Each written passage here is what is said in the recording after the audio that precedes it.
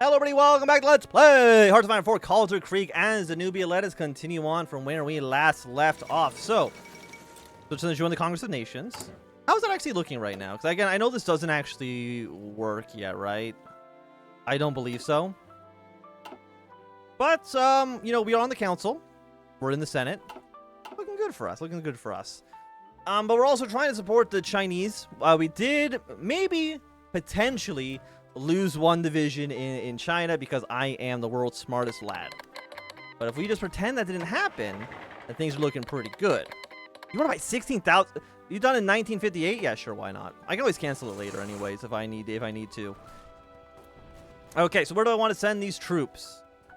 I would like to send them maybe towards Gulin, get our way down to Nanning, and then kind of cut them in half. Cut Guangzhou around off from the rest of the government here. I think that could be beneficial for us for sure.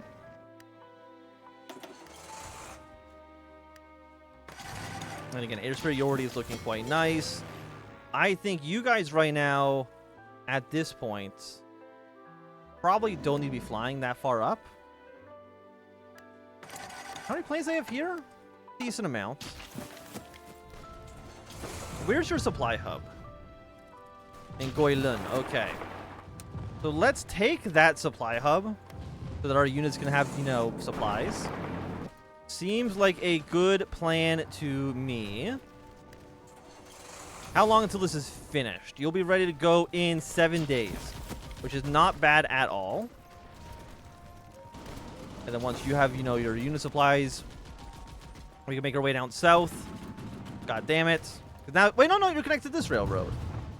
Might still take you a few days to get that done, but we should still be quite happy with it. Mobilize the Landsbund. And prepare the agricultural renaissance. A renaissance in agricultural can happen, and given the right conditions. It is said that if it is properly managed, the Carpathian Basin and its rich loamy loess soil could feed all of Europe. The proper management is now in place. The Minister-President and his allies in the cabinet have close ties to large agricultural business conglomerates in Austria and Hungary that feed the nation and export food beyond our borders. The subsidies from the federal budget have been earmarked for the purchases of pesticides and fertilizers. For too long, we have now been taking the wealth of the soil for granted. But with a fair deal of prodding and poking, Danubian ingenuity can make it provide food security for all within a generation. After all, this is a nation that brought Gregor Mendel and his peas to the world. Hell yeah. I'm a big peace stan. Steelworkers go on strike in Ostrava. The steel heart of Nubia stopped beating today as the Czechy Svaj Kobrosiku, the CSK, Czech Union, and metal workers went on strike. The reason for downing tools is the fact that there have been a vast increase in productivity from pre-war levels, and apparently a lot of hidden overtime that hasn't been compensated for, especially with the end of the war measures. While the workers have a point, the regional government so far is letting the owners deal with the strikers, and the police haven't reported any suspicious or radical underswells. They are keeping an eye on the affairs, however. Can I please? Because you have supplies. You don't have supplies yet. I don't know how long it'll take for the supplies to actually kind of trickle their way down here. Now, we do see that the Accord have sent more troops over here towards Nanning, which is very sad for us. So maybe, now that they're over here, actually, maybe now it's time for us to swing back towards Hong Kong, Guangzhou. Could work for us. With 200 political power, let's send some more stuff over to Ukraine. And I think we're just going to bank the rest of it for the time being. So we do have, again, when is this election? This election is going to be in 1951. They still got a few years left on that. You know, actually, I'm trying to think. If we can get, like, an encirclement right here.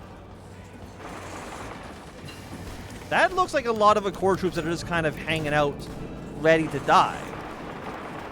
Which seems beneficial to me. Upcoming election in Slovakia. Slovakia, a mountainous land where the soil is poor for agriculture, and what little good farmland there is concentrated in the valleys. The poor agricultural prospects are rewarded by an astounding array of natural minerals and raw materials, including coal, bauxite, and chromium in decent quantities. The vote is split pretty much three ways on a national level, aside from the few minority and national movements, which usually abstain from voting. There is the Slovakia Krężowia Strana, the SKS, who are in alignment with the CSP OKGFP at a federal level. Their leader, Stefan Tiso, has a cousin who is an important priest, and their politics are more towards the Dolphist wing of the CSP OKGFP than the Federalist wing. The SKS has been in government since the mid-30s and has actually toned down its politics since its autonomy for Slovakia within the Staatsreich framework came about. They are currently the strongest in the Trenchant and the Bashka Bistrika area to the west and north of the country. Opposing them are the SDAPDS, who have sprung up in the busy mines and industrial towns of the mountains, though they also do well in the working-class slums of Bratislava. They mobilize their usual urban working-class base of the voting pie. There's also an interesting group, the Slovak Nodin Reshka Strana, the SNRS, who are led by Josef Letrik. The party claims to represent Slovak national opinion, and while they're open to working at a federal level, they will always put Slovak interests first. By not getting involved, we predict the SKS will continue to rule Slovakia, with a reduced minority, which will leave them open to potentially not always cooperating with the federal government. You know, we have a lot of political power, so you know what, let's try. I want to at least win one, right? We can do that. Currently we're at 35. So if I take this then presumably we just win. Because now this is not going to get any more points. So we'll then we'll fund this rally. Okay. I mean, that works out pretty well for us. Let me just put it that way. Mobilizing the Landsbund. The Landsbund represents the interests of both agricultural and the hetman. The Danubian identity is one which is essentially agrarian. No matter whose pie, what those pie in the sky socialists will sell you. When was the last time one of them actually got his hands dirty to do some honest field work anyways? By mobilizing these organizations, we can increase political support in rural areas, as well as increase agricultural productivity and increase the natural boundaries of that Danubia holds.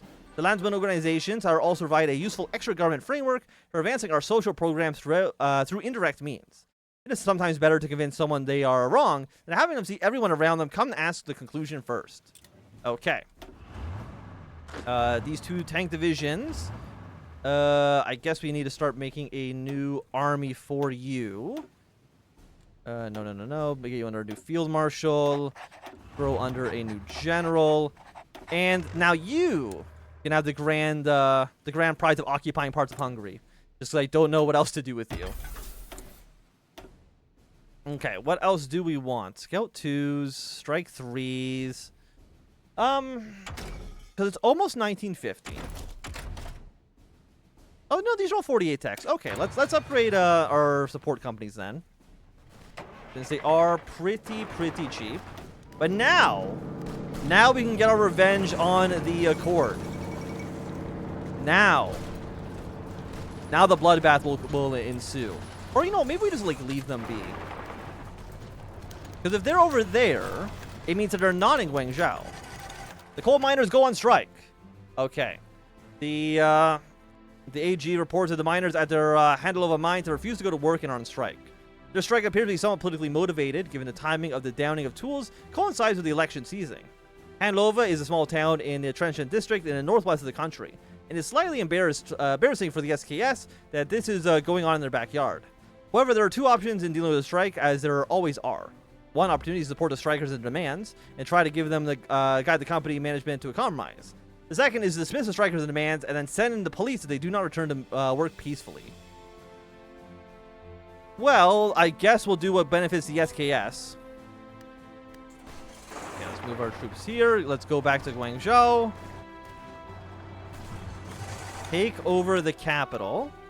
That has now been cleaned up. So the Entente is almost certainly going to send more volunteers again. Yes, the strike has grown in strength. The Hodrek's brain. Okay, so the mining company reports the miners and their head of a mine have continued to refuse to go to work and are on strike. Worse yet, their other facilities have also gone on strike, and the strikers are also active in Banstavika and Bansabrisica.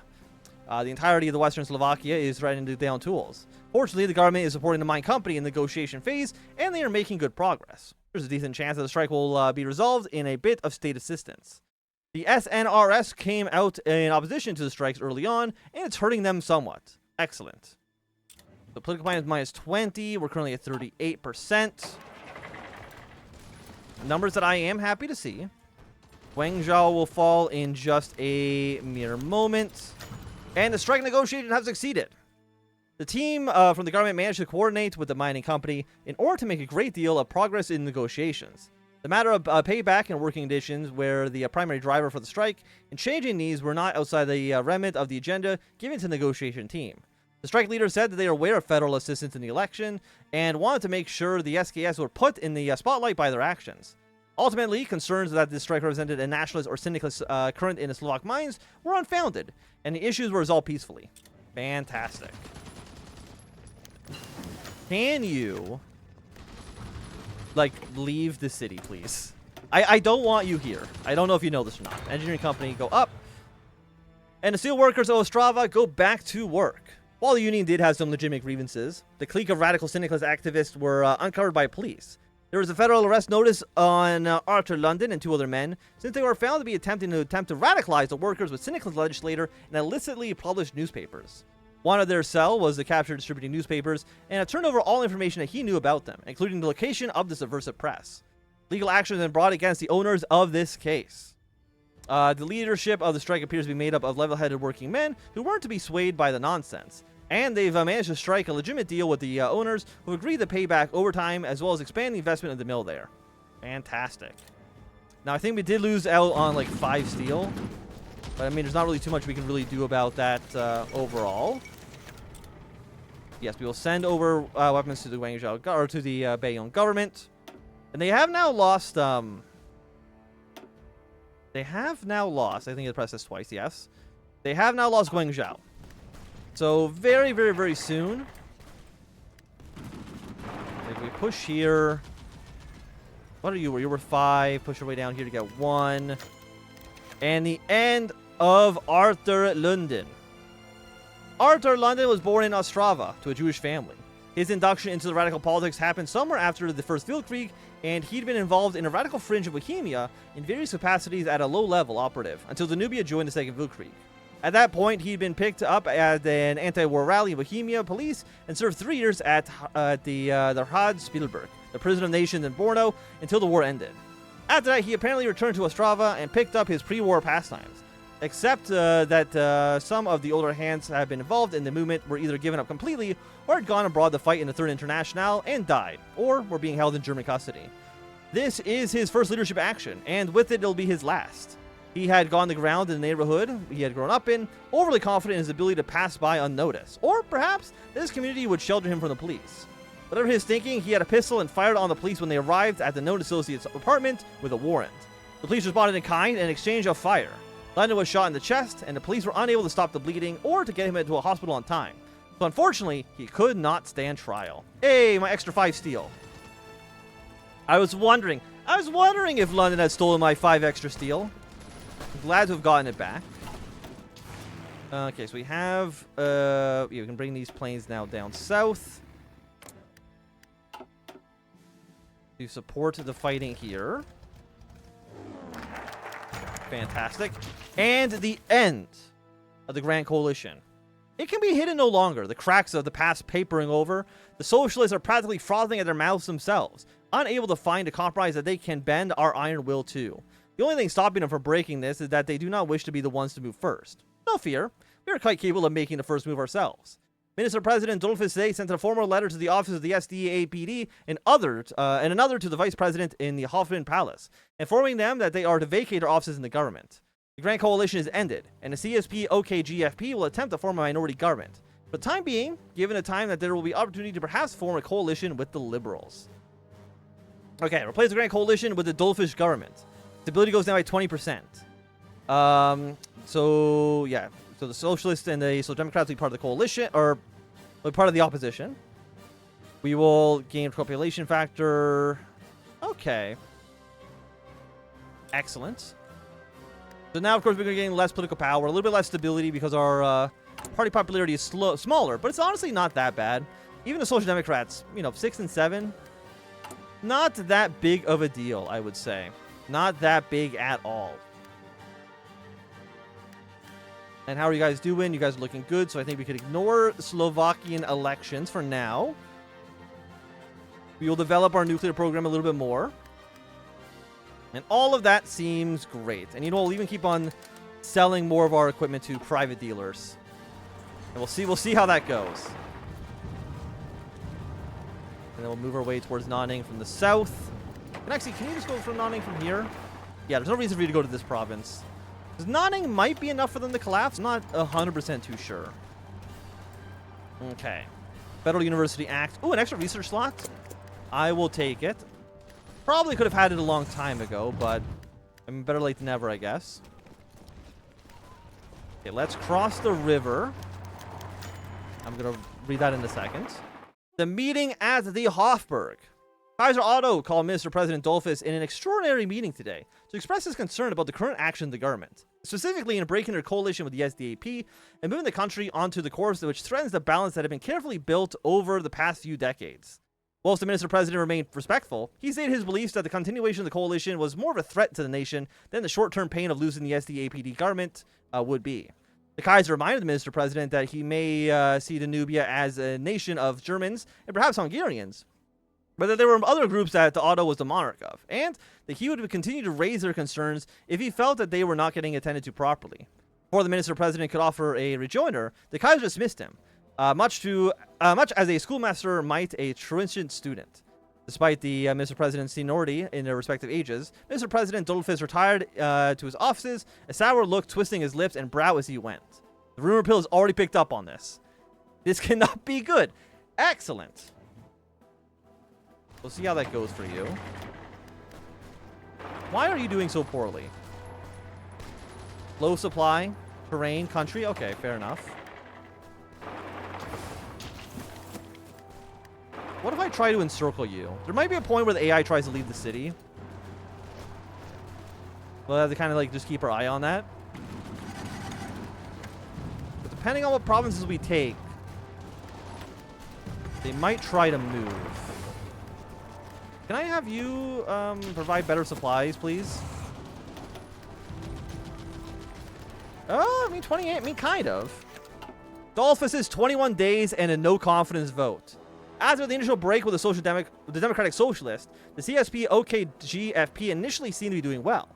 However, the initial momentum that they had was not to last. The hardliner wing of the CSP-OKGFP managed to alienate enough members of the Federalist wing with their proud attitude and public mudslinging to drag their own party name down. That when Karl Renner and the leadership of the SDAP, now on the opposition benches, called for a vote of no confidence, the chamber found that 2/3 necessary to overturn the minister presidentship.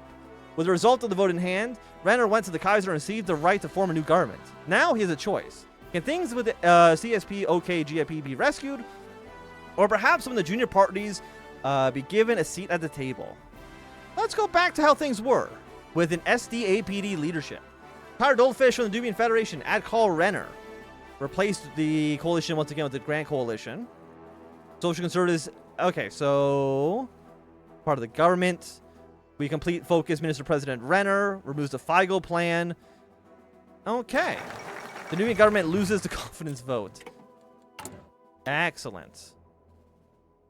Oh, so now you're actually like way larger. We have way more stuff in here now. Cool. Ensuring mutual security.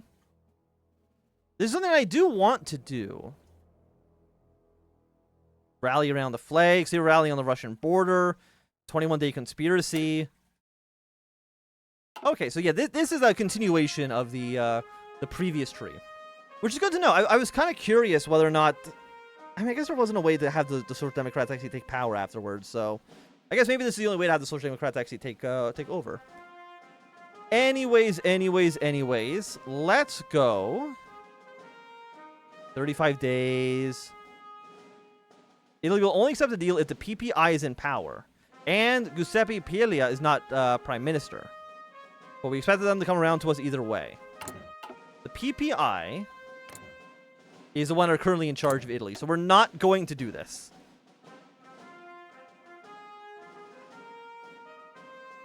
We'll only accept the deal. Oh, no, we do have both of these. Wait a second. Because the PPI only accept if PPI is in power, which they are, and Paglia is not prime minister, which they're not. So, you know, yeah, let's assure mutual security. Let's be friendly with Italy, because I think that'll be, we're currently doing the University Act. You're right, game. I knew that. Don't try to pretend that I didn't know this. Venezuela wants to buy some equipment. I see no reason to say no to them. Hold your position for a quick second. Get some units coming up here to reinforce. And they want more infantry equipment, I will say yes, because I see no reason to say no. 21 of 28. You're going to be in, like, multiple combats. Bulgaria wants to buy some anti-tanks. I say go ahead. But I also say, at least for right now, it's going to be a good time for us to end this episode. So you can enjoy, thumbs up. Not enjoy, thumbs down. If you want to see more, subscribe, and goodbye.